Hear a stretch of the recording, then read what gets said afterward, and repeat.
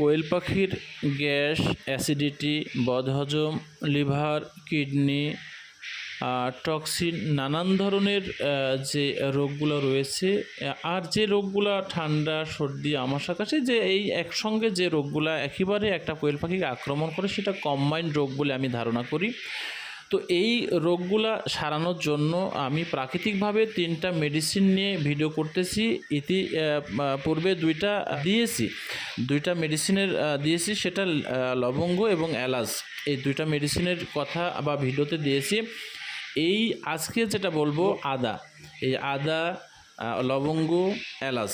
তো এলাচ লবঙ্গটা আমি দিয়েছি, ওটাগুলো না দেখলে দেখে নেবেন। আর আদার বিষয়টা আজকে বলবো। তো পাখির এই আদা সেবন করালে পাখির কোন কোন সমস্যাগুলো সমাধানে চলে আসে, সেই বিষয়টা আজকের ভিডিওতে তুলে ধরতেছি। পাখির পেট যদি সুস্থ থাকে তাহলে পাখিও কিন্তু ভালো থাকবে, সবল সুস্থ থাকবে।